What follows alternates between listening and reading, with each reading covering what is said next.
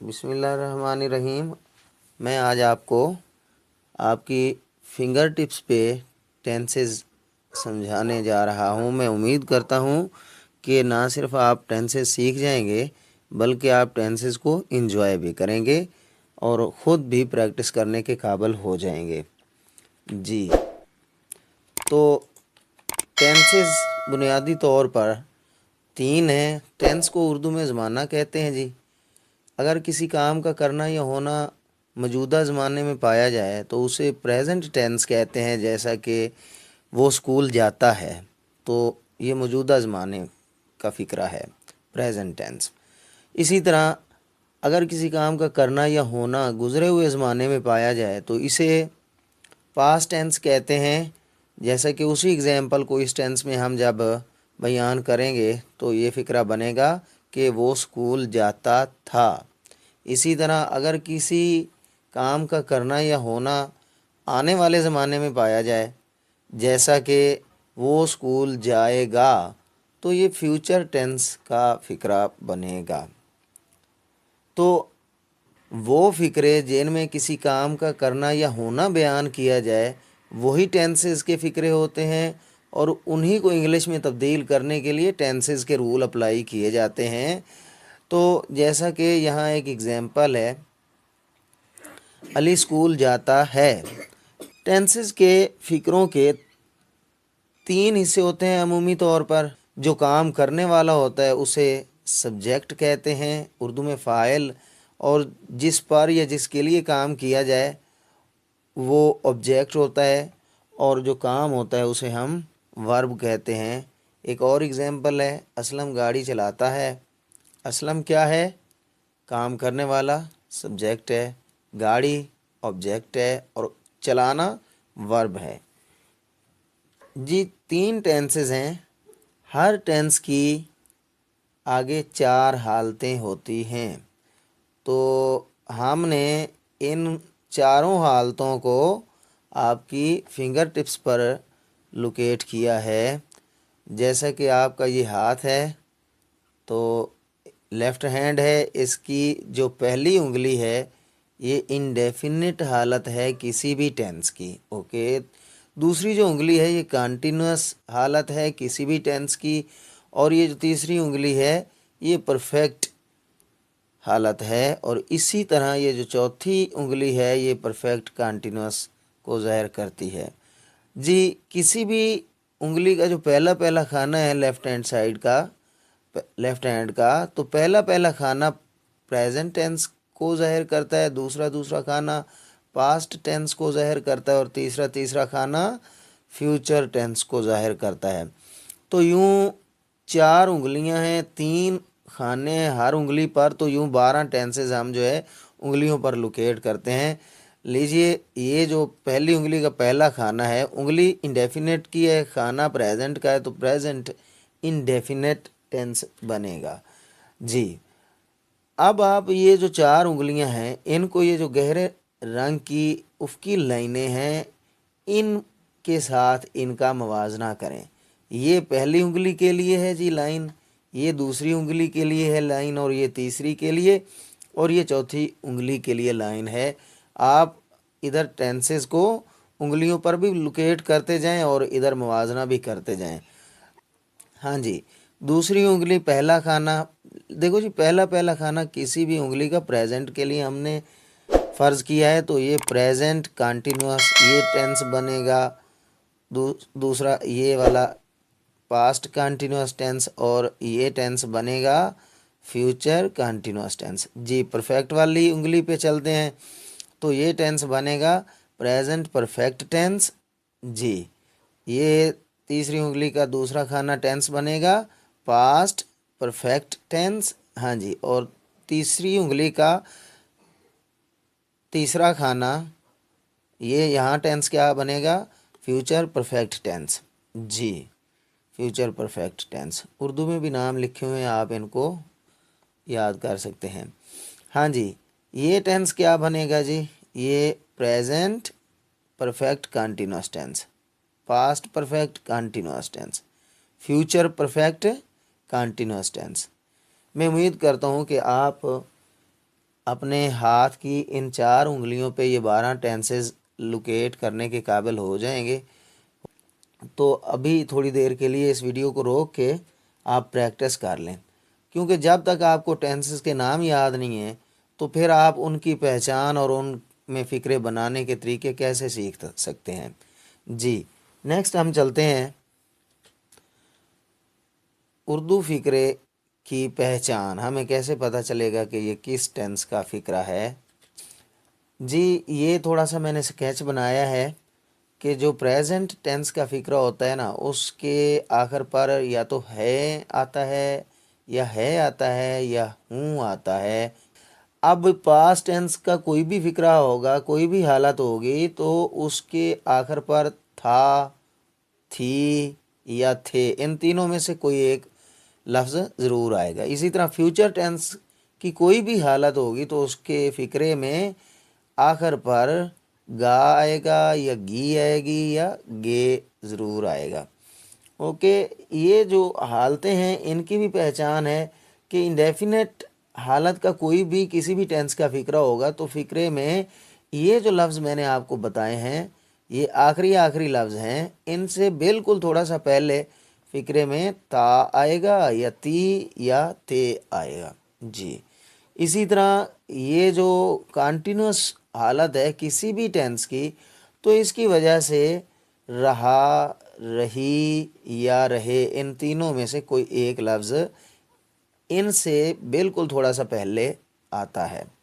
जी, इसी तरह इसमें अगर कोई परफेक्ट किसी भी टेंस की परफेक्ट हालत होगी तो उसमें आप ये ज़हन में रखें कि इस चुका, चुकी या चुके, इनमें से कोई एक लफ्ज़ फ़िक्रे में ज़रूर आएगा आखिर पर इन अल्फाज से पहले। यस, इसकी वजह से ये जो मुकम्मल जारी या परफेक्ट कंटिन्यूअस टेंस है इसमें ता रहा, ती रही या ते रहे, इन लफ्ज़ों से पहले ज़रूर आता है।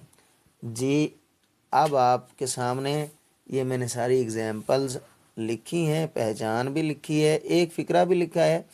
12 टेंसेस के लिए मैं ख़त लिखता हूँ। आप एक चीज़ ज़हन में रखिए कि हमने थोड़ी देर पहले देखा कि टेंस के फ़िक्रे के 3 हिस्से होते हैं, सब्जेक्ट, ऑब्जेक्ट और वर्ब। तो ये तीनों तो हर टेंस में आएंगे, जैसा कि मैं ख़त लिख, यहाँ तक तो सभी टेंसेस में आएगा। लेकिन अब हर टेंस की वजह से या उसकी हर हालत की वजह से ये आखिरी लफ्ज़ तब्दील होते हैं, तो यही तो पहचान बनती है फिर टेंसेस की।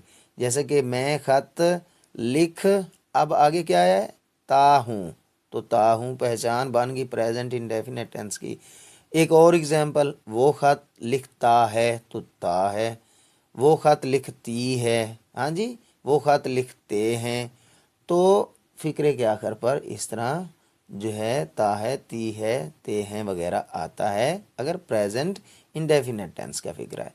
यूँ आप किसी भी टेंस की पहचान जो है उसको आप यूँ भी कर सकते हैं जो मैंने थोड़ी देर पहले एक तरीका बताया, या यूँ ज़बानी याद भी कर सकते हैं। तो हमारे पास उर्दू में अगर कोई फ़िक्रा है यही पास्ट इंडेफिनिट टेंस का, तो उसको दो तरह से हम बोल सकते हैं, मैं ख़त लिखता था या मैंने ख़त लिखा या मैंने ख़त लिखा था। तो एक ही सेंस में ये तीनों फ़िक्रे उर्दू के आएंगे और हम उनको एक ही तरीके से इंग्लिश में तब्दील करेंगे। जी, तो आप ये किसी भी टेंस की पहचान कर सकते हैं। करना क्या होता है, फ़िक्रे के हिसाब से पहले आखिर को देखें और आखिर से बिल्कुल थोड़ा सा पहले देखें। तो इसकी पहचान क्या है जी, ता रहा, ये जो भी टेंस आएगा इस हालत का, ता रहा, ता, ती रही, ते रहे, तो ज़रूर आएगा इन तीनों में से कोई एक लफ्ज़। अब फिर टेंसेस की वजह से गा या गी या गे आएगा, और पास्ट की वजह से था या थी या थे आएगा, प्रेजेंट की वजह से है, हैं या हूँ आएगा। नेक्स्ट हम चलते हैं प्रेजेंट इंडेफिनेट टेंस। बहुत आसान है, सब्जेक्ट लगाया, फर्स्ट फॉर्म ऑफ वर्ब लगाई और ऑब्जेक्ट लगाया। जैसा कि यहाँ पर एग्जाम्पल है, मैं ख़त लिखता हूँ, सब्जेक्ट लगाया, फर्स्ट फॉर्म ऑफ वर्ब लगाई और ऑब्जेक्ट लगाया। यहाँ पर आपने देखना है कि ये जो सब्जेक्ट है ना, अगर तो ये सब्जेक्ट ही, शी, इट या कोई वाहिद नाम हो तो फिर हम ये फर्स्ट फॉर्म ऑफ वर्ब के साथ यहाँ पर एस या ई एस का इजाफा करेंगे। अब सवाल ये पैदा होता है कि कब एस का इजाफा करेंगे, कब ई एस का इजाफा करेंगे। जी, ये बताने से पहले हम एक एग्जांपल देखते हैं कि अगर मैं की जगह पे वो होता, वो ख़त लिखता है, तो यहाँ पे इंग्लिश बनती है इसकी ही राइट्स आ लेटर। जी, ई के बाद आपने एस लगा दिया, राइट्स, राइट का राइट्स बना दिया। जी, कब वर्ब में एस का इजाफा होता है, कब ई एस का इजाफा होता है? अगर वर्ब का ये जो आखिरी हर्फ है ये एक्स हो, एस हो, ओ हो, डबल ओ हो वगैरह वगैरह, तो हम ई एस लगाते हैं, वगरना एस लगाते हैं। ओके जी। अब ये जो दूसरा टेंस है पास्ट इंडेफिनेट टेंस, इसमें फ़िक्रा बनाने का तरीका ये है कि सब्जेक्ट लगाएंगे, सेकंड फॉर्म ऑफ वर्ब लगाएंगे, ऑब्जेक्ट लगाएंगे। जी, तो मैं खत लिखता था, आई रोट आ लेटर। देखिए, सब्जेक्ट लगाया, सेकंड फॉर्म ऑफ वर्ब लगाई, ऑब्जेक्ट लगाया। तो उसके बाद जब हम फ्यूचर टेंस की तरफ आते हैं तो इसमें आप ये पहचान कर लें कि जब भी फ्यूचर टेंस होगा इंग्लिश के फ़िक्रे में तो विल या शैल तो ज़रूर ही आएगा कहीं ना कहीं। देखें, विल या शैल आया, विल या शैल, विल या शैल, तो चारों हालतों में विल या शैल आता है। जी, ये इसका सिंपल टेंस है, फ्यूचर इंडेफिनेट टेंस। तो क्या है, सब्जेक्ट लगाएंगे, विल शैल लगाएंगे, फर्स्ट फॉर्म ऑफ वर्ब और ऑब्जेक्ट। आपने ये ज़हन में रखना है कि सब्जेक्ट लगेगा, वर्ब लगेगा, ऑब्जेक्ट लगेगा। तो वर्ब से पहले हेल्पिंग वर्ब लगाएंगे या वर्ब में थोड़ी बहुत तब्दीली करेंगे तो जो है आप ये 12 टेंसेज में कहीं भी किसी भी टेंस पर पहुंच जाएंगे। ये जो मैंने अंडरलाइन किया है इनको आप हेल्पिंग वर्ब कहेंगे। जी, तो मैं ख़त लिखता हूँगा या मैं ख़त लिखूँगा, देखिए सब्जेक्ट लगाया, शैल लगाया, फर्स्ट फॉर्म ऑफ वर्ब लगाई, ऑब्जेक्ट लगाया। यहाँ पर कब विल लगेगा, कब शैल लगेगा, तो भाई आई और वुई के साथ शैल लगता है, बाकी जितने भी सब्जेक्ट आएंगे उनके साथ विल लगेगा। ओके, हम आगे चलते हैं जी प्रेजेंट कंटिन्यूअस टेंस की तरफ। तो सब्जेक्ट लगाएंगे, हेल्पिंग वर्ब लगाएंगे, इज़ या एम या are, first form of verb लगाएंगे, उसके साथ आईएनजी लगाएंगे और ऑब्जेक्ट लगाएंगे। जी, कब इज़ लगाएंगे, कब एम लगाएंगे, कब आर लगाएंगे? तो अगर तो ही, शी, इट या कोई वाहिद नाम होगा तो आप इज़ लगाएंगे, और अगर सब्जेक्ट आई होगा तो एम लगाएंगे, और अगर सब्जेक्ट वी, यू, दे या कोई एक से ज़्यादा नाम आ जाते हैं सब्जेक्ट के तौर पे, जैसा कि असलम और अकरम, ये दो नाम आ गए, तो फिर इस केस में भी आपने आर लगाना है। मैं ख़त लिख रहा हूँ, इस टेंस की भी पहचान है कि इसमें फर्स्ट फॉर्म ऑफ वर्ब के साथ आईएनजी लगता है, फर्स्ट फॉर्म ऑफ वर्ब के साथ आईएनजी लगता है। ओके, तो इसमें helping verb present continuous tense के केस में इज़ एम आर लगेगा और पास्ट कंटिन्यूस टेंस में वाज वार लगेगा, बाकी चीज़ें सेम रहेंगी। और फ्यूचर टेंस के केस में जो हेल्पिंग वर्ब होगा वो विल लगेगा या शैल लगेगा और बी आएगा। इस टेंस और इस टेंस में क्या फ़र्क है? देखें, इसमें विल या शैल लगा सिर्फ और फर्स्ट फॉर्म ऑफ वर्ब लगा। इधर क्या है, विल या शैल लगा, बी लगाया और फर्स्ट फॉर्म ऑफ वर्ब के साथ आईएनजी लगाया। जी, तो इस टेंस की बात कर रहे थे कि वाज या वर लगता है हेल्पिंग वर्ब के तौर पे। तो कब वाज लगता है, कब वर लगता है? जी, अगर तो सब्जेक्ट आई हो, ही, शी, इट या कोई वाहिद नाम हो तो फिर वाज लगाएंगे, और अगर वुई, यू, दे या एक से ज़्यादा नाम आएंगे तो फिर हम यहाँ पे वर लगाएंगे। आप इसको देख लें एग्जाम्पल को कि सब्जेक्ट लगाया, वाज लगाया आई के केस में, और फर्स्ट फॉर्म ऑफ वर्ब के साथ आईएनजी लगाया, राइट से रिटिंग अ लेटर। जी, तो इस केस में मैं आपको बनाने का तरीका बता चुका हूँ। तो क्या होगा, सब्जेक्ट लगाएंगे, आई के केस में शेल लगाएंगे, बी लगाया फर्स्ट फॉर्म ऑफ वर्ब के साथ आईएनजी लगा के ऑब्जेक्ट।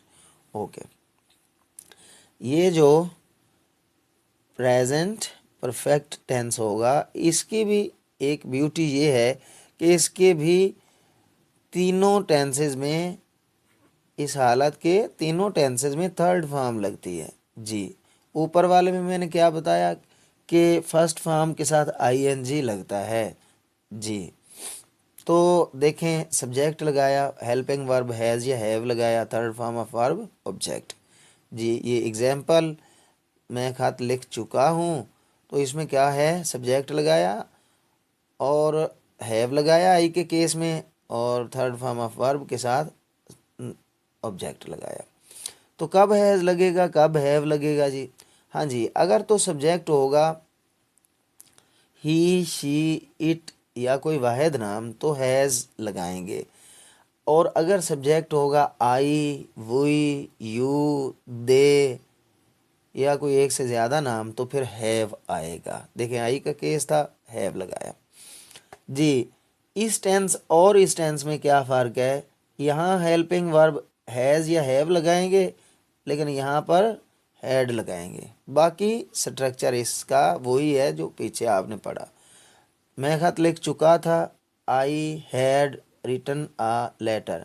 भाई हैड सब के साथ ही हैड आएगा, जो भी सब्जेक्ट यहाँ पे होगा उसके साथ हेल्पिंग वर्ब हैड ही रहेगा। तो इसका जो फ्यूचर परफेक्ट टेंस है इसमें दो हेल्पिंग वर्ब लगाएंगे। भाई फ्यूचर की वजह से विल या शैल आएगा, और हैज़ हैव आएगा वो परफेक्ट केस में। तो थर्ड फॉर्म ऑफ वर्ब लगाया, ऑब्जेक्ट लगाया। मैं खत लिख चुका हूँगा, तो आई लगाया सब्जेक्ट, इसके केस में शैल आता है, इसके केस में हैव आता है, और third form of verb object. जी, ये जी प्रेजेंट परफेक्ट कंटिन्यूअस टेंस का केस है। सब्जेक्ट लगाएंगे, हैज़ या हैव लगाएंगे, बीन लगाएंगे, फर्स्ट फॉर्म ऑफ वर्ब के साथ आईएनजी लगाएंगे और ऑब्जेक्ट लगाएंगे। जी, इसकी पहचान इंग्लिश में ये रहेगी कि इसमें बीन ज़रूर आता है। देखें बीन आता है, ठीक है, और बीन के बाद फर्स्ट फॉर्म ऑफ वर्ब के साथ आईएनजी लगा होगा, फर्स्ट फॉर्म ऑफ वर्ब के साथ आईएनजी लगा। ओके, हाँ जी, बाकी इसमें हेल्पिंग वर्ब हैज़ हैव लगाया, सब्जेक्ट लगाया, हेल्पिंग वर्ब लगाया हैज़ या हैव, बीन लगाया, और बाकी स्ट्रक्चर मैंने आपको बता दिया है। तो इस टेंस और इस टेंस में फ़र्क ये है कि यहाँ हेल्पिंग वर्ब हैज़ हैव लगता है, यहाँ सिर्फ हैड लगता है। सारे सब्जेक्ट, कोई भी सब्जेक्ट होगा तो हैड लगेगा।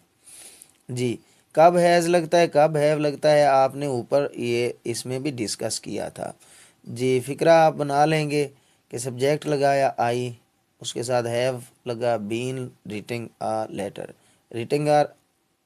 Reading means first form of verb के साथ आईएनजी लगा हुआ है। जी, इस केस में यानी पास्ट परफेक्ट कंटिन्यूअस का केस है। सब्जेक्ट लगाया had, been, first form of verb ING, object. इसी तरह इस केस में फ्यूचर परफेक्ट कंटिन्यूअस के केस में क्या है, सब्जेक्ट लगाएंगे, वो फ्यूचर की वजह से विल या शैल लगाएंगे, हैज़ हैव लगाएंगे, बीन लगाएंगे, फर्स्ट फॉर्म ऑफ वर्ब के साथ आईएनजी लगाएंगे और ऑब्जेक्ट लगाएंगे। जैसा कि मैं ख़त लिखता रहा हूँगा, आई लगाया subject, shall have been writing a letter. जी, ये शैल हैव लगा, बीन लगा, फर्स्ट फॉर्म ऑफ वर्ब के साथ आईएनजी लगाया और ऑब्जेक्ट लगाया। ये जो टेंस है ना, ये तीनों टेंसेज परफेक्ट कंटिन्यूअस हालत वाले, इनमें बाज़ का टाइम भी बताया जाता है। जैसे कि एक एग्जांपल है ना कि मैं ख़त लिखता रहा हूँ, तो यहाँ हम शुरू में लगा सकते हैं कि मैं 2 माह से ख़त लिखता रहा हूँ, या मैं सुबह से ख़त लिखता रहा हूँ। तो इसमें फ़िक्रा बनाने के लिए ऑब्जेक्ट के बाद सिंस या फार का इस्तेमाल करते हैं, और फिर टाइम जो बताया जाता है वो लगाते हैं। तो वो हम एक अलग वीडियो बनाएंगे सिंस और फार के इस्तेमाल वाली, तो वो उसमें भी आ जाएगा। और अभी आप वैसे बेसिक स्ट्रक्चर सीख रहे हैं, जब हम प्रैक्टिस करेंगे तो वो फ़िक्रे भी ज़रूर शामिल करेंगे, और आप जो है सिंस या फार का इस्तेमाल पढ़ने के बाद आसानी से जो है वो फ़िक्रे भी इंग्लिश में तब्दील कर सकेंगे। जी,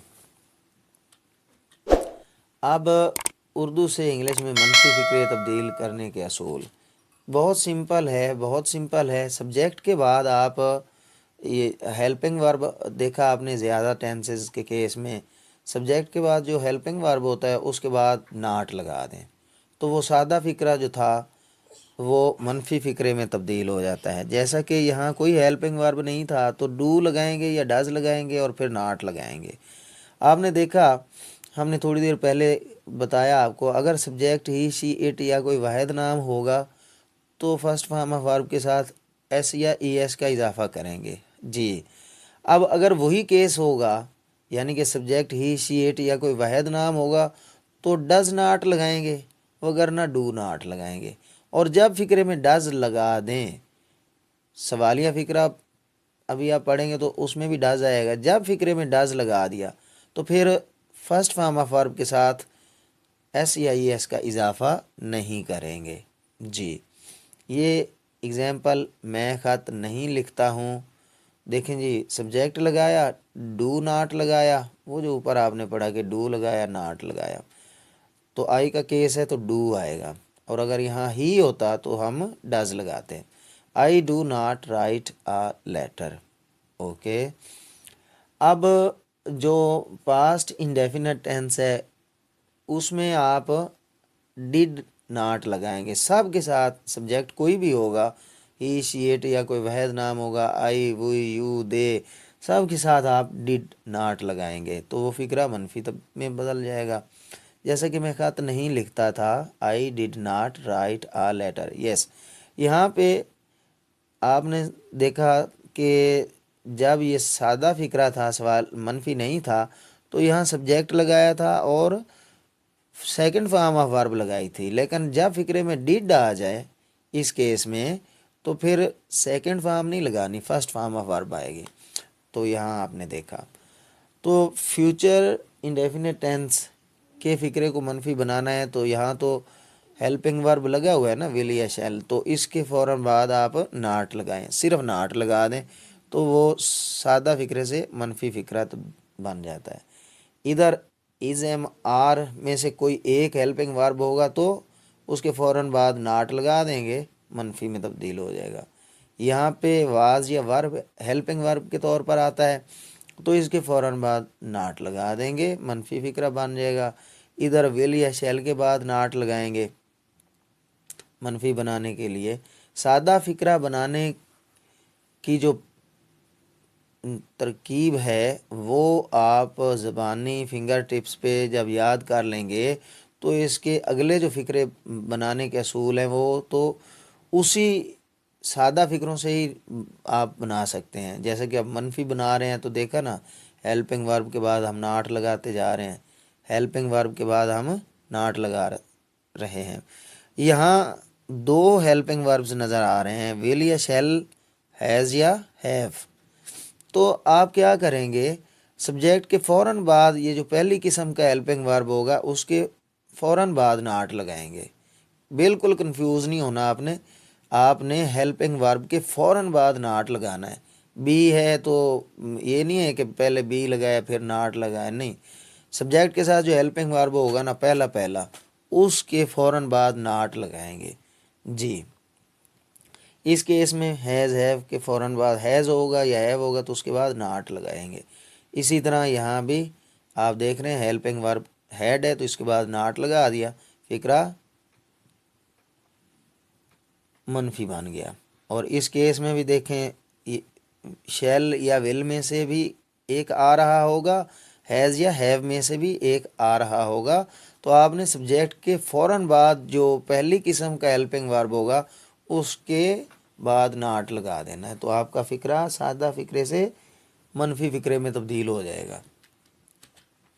जी अब सवालिया फ़िक्रा ये भी बहुत इजी है जी। इस फ़िक्रे को मनफी बनाने के लिए आपने सब्जेक्ट के बाद डू या डज लगाया था और फिर नाट लगाया था। अब नाट वाला ना वाला तो केस ही नहीं है।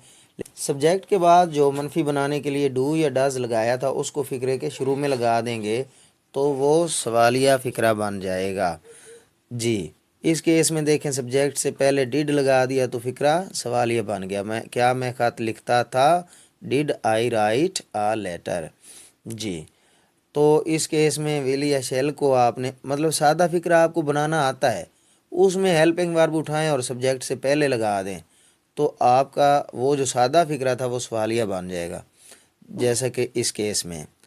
इसी तरह आप देखते जा रहे हैं कि सब्जेक्ट के बाद जो हेल्पिंग वर्ब लगाते थे हम सादा फ़िक्रे में, वो अगर हेल्पिंग वर्ब उठा के सब्जेक्ट से पहले लगा दें तो वो फ़िक्रा सवालिया बन जाता है।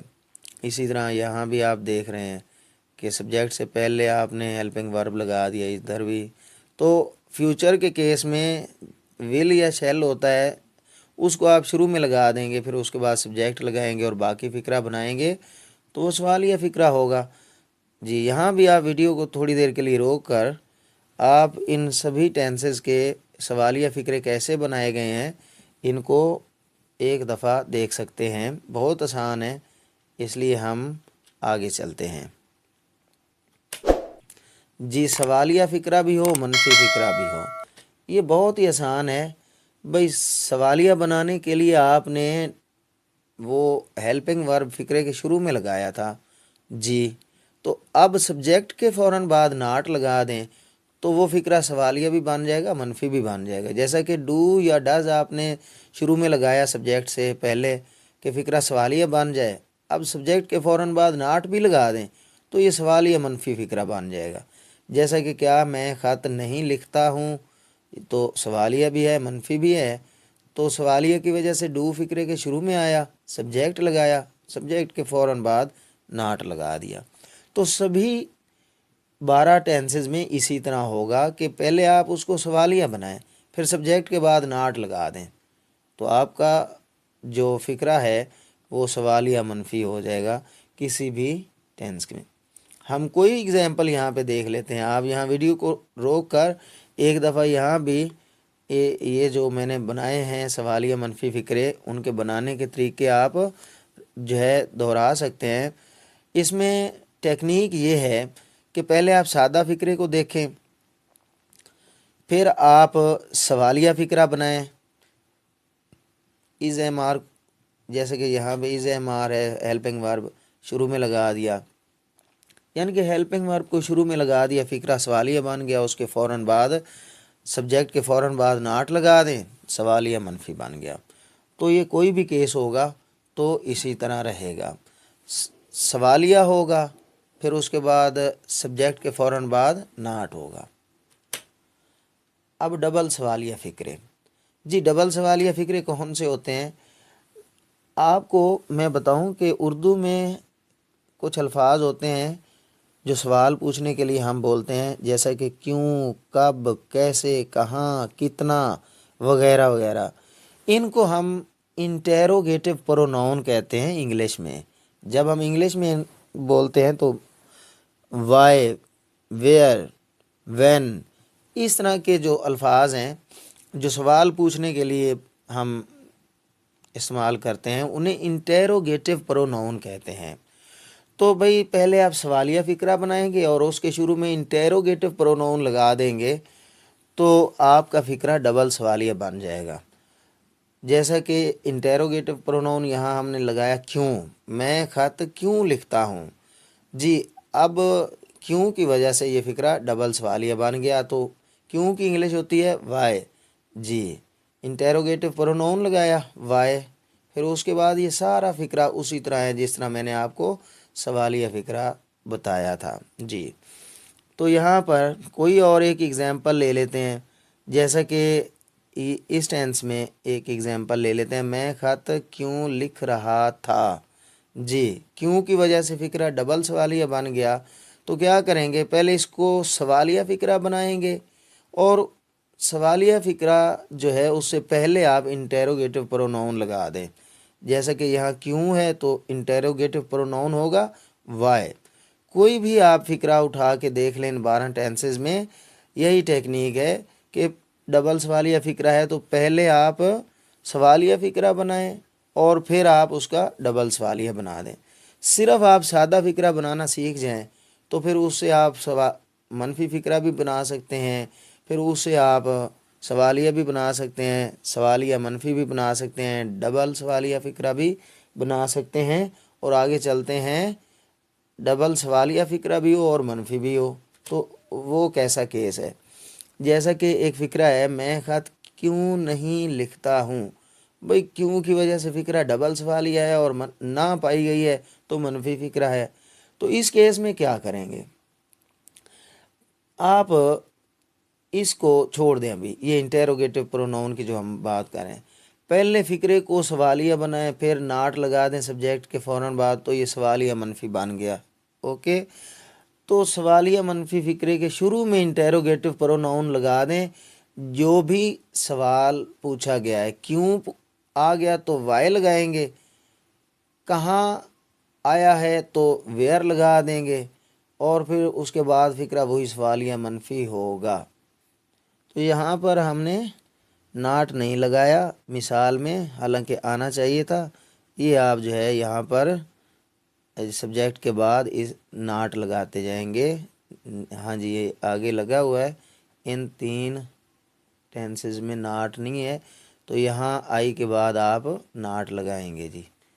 तो ये था टेंसेस के बारे में एक ब्रीफ ओवरव्यू। मैं उम्मीद करता हूँ कि आपको समझ आ गए होंगे। Thank you very much.